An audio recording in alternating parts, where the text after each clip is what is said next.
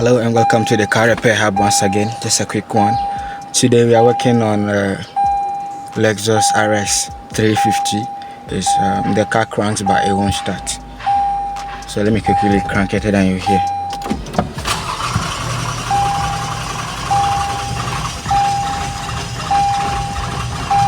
But it will not start.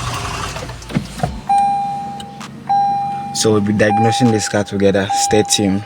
Consider subscribing to the car repair hub. Let's go straight into business.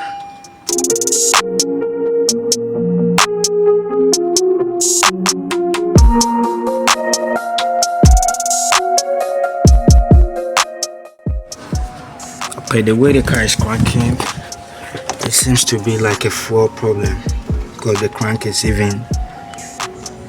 I just pull out one coil just to check for spark. The spark was okay. So we are going to be attacking this from a fuel perspective.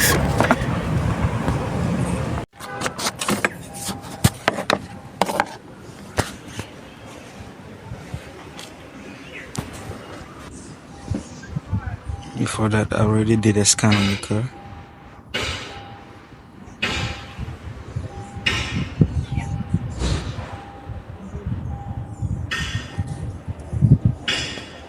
And that was it.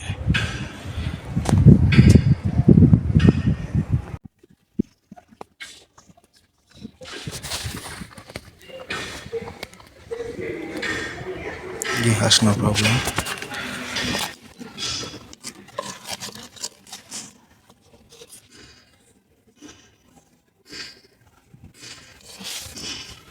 So that's the fuel pump relay here.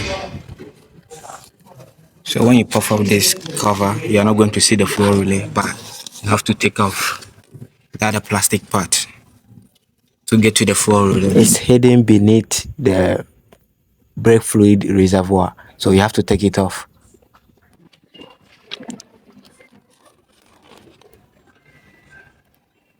So this is the fuel relay. Yeah, 1, 2. 1 and 2. So this is the fuel relay. I'm going to use my power probe to check and see. So if this is green, which means that's the wire going to the fuel pump itself, the motor itself. Good morning, sir.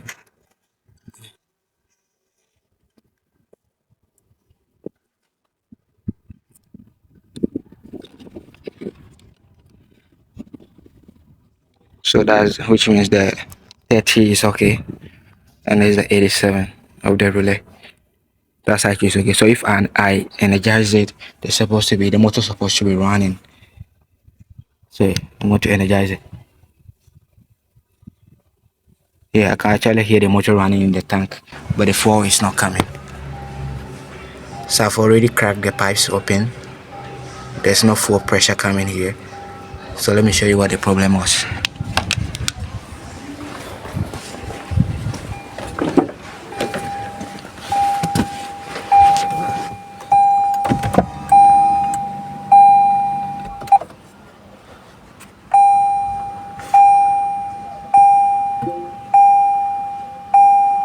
So I just came in the car to check if there was even enough fuel. But as you can see, the fuel is almost empty. So this might cause the car not to start.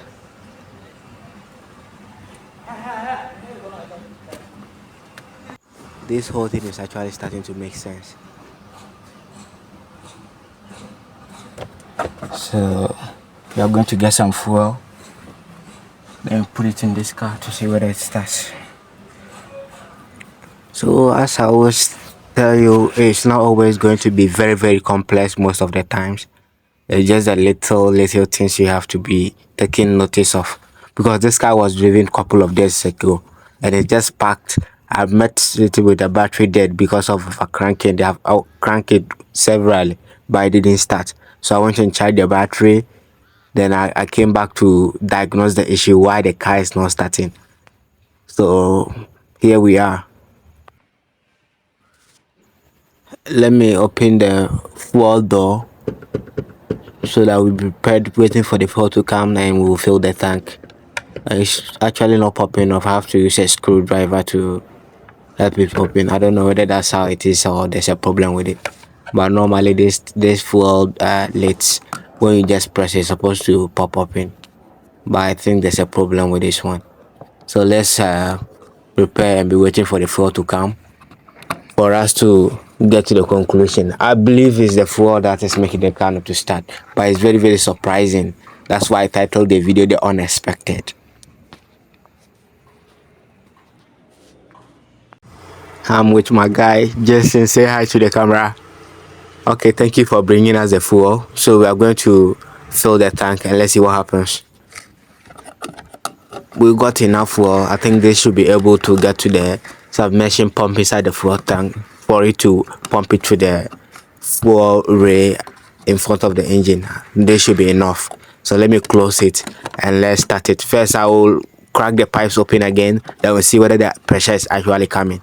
So let's go back to the hood. This thing is not closing properly. Okay, nice.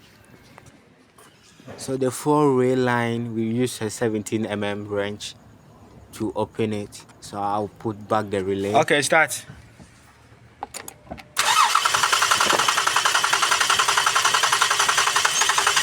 Okay, it's okay. So now fuel is gushing out. That's what we want to see. So I will tighten back the fuel line with the 17mm.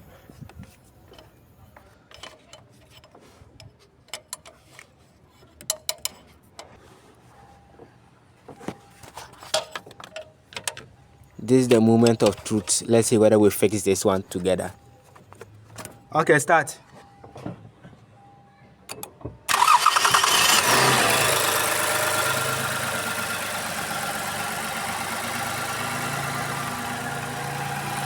So the engine fired up straight up.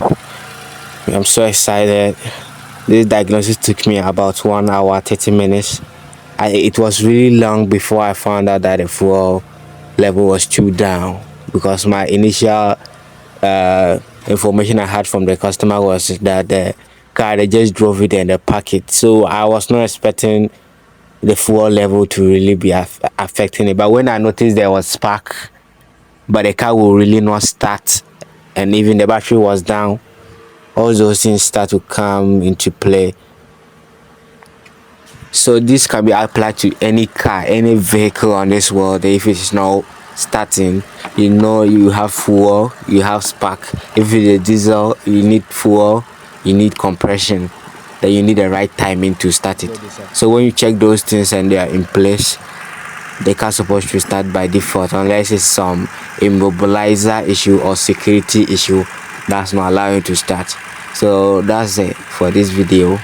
If you have watched it up to this part, now you know when your car is not starting, you have to first of all check your fuel levels first, because if you bring a technician on a car, you must pay for his labor for just finding out that the fuel is not up to the level for the pump to take it. It was not easy. A lot of things could have gone wrong. So we are boxing everything back, got the fuse covered, then we will put the bracket that is holding the brake fluid reservoir to. It's a 10 mil, it's a 10 mm. So we use a 10 mm ratchet, then get that one to bolted to the chassis. Then I'll get a tank to on the brake fluid reservoir. I'll get that one to on. It's also held down by a 10 mm. So I'll get that one to on. And that will be it all for this video. Thank you for your love and your support. Keep subscribing to the channel, share to your families and your friends to also benefit from this content. Please hit the bell icon to get any notification in case we upload a new video. This was an easy one. You can always get this issue solved if you are a technician in a very swift manner, if you use the necessary diagnostic strategies and you know what you are looking for and you know what you are chasing. If not, you will just be on one car the whole day without figuring out what is really causing the issue. So once you understand how the system works, then you know what the requirements of the system, then you start chasing them one after the other. So if this one is present and this one is present and the other one is not present, the conditions are not yet fulfilled. So you have to check the whole thing, then you always win. It's always a win-win issue. So let me get my engine cover in place. Yes, that one too is in place. I think that's just all for this video. Thank you all for watching up to this time. I really appreciate your time. Consider subscribing once again. Hit the bell icon, share and like, and see you in another episode. Bye bye.